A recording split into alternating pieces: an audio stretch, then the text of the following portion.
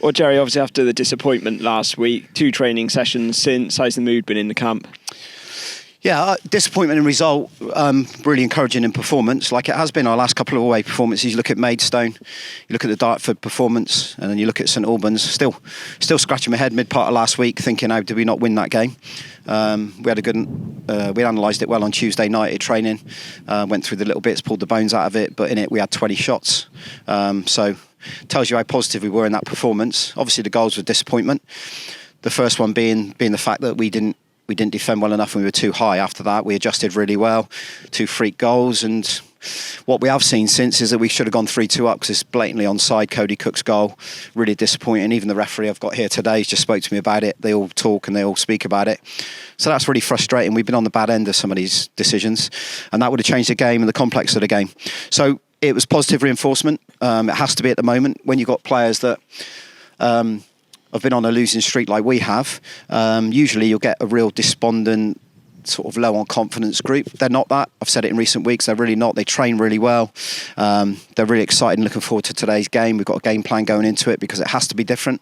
You're playing a very good side. So it's been a good week again, Mark. It generally is, and it feels like we haven't been here for a while. So hopefully it's a positive performance here today. So playing a very good side. I'm sure when we played them before, you said the bbest footballing side in the division. Something you still stand by? Yeah, I agree. Yeah, definitely. Not saying they don't give you opportunities though. They will do. I think Adebayo Rowling may be out today. Who's playing right wing back? We know all about. I think he's one of the best fullbacks we got in the league. I liked him a few years ago at Eastbourne, so I think he's got a knee injury.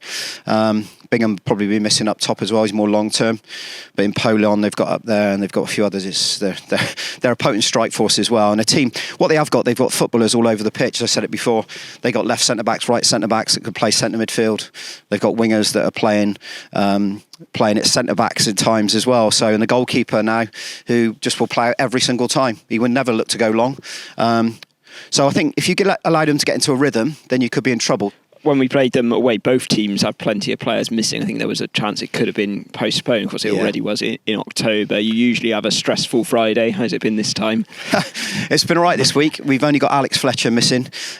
Twofold, really. He's picked up COVID, and he did have actually a prior family commitment, which is really important for him to go to. I did have that arranged start of the season with him.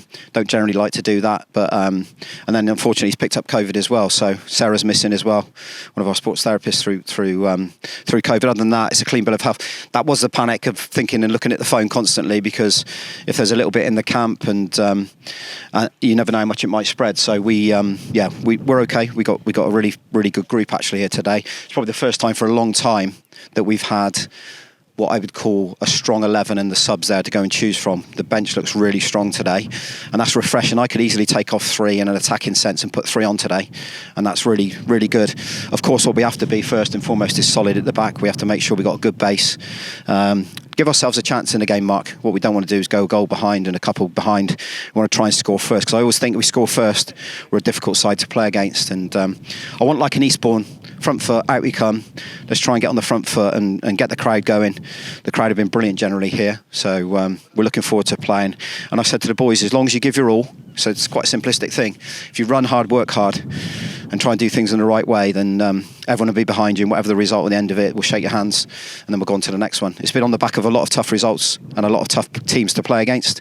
No tougher than Ebbsfleet, but we're looking at it trying to win the game. Best of luck for today. Cheers. Thanks, Mark.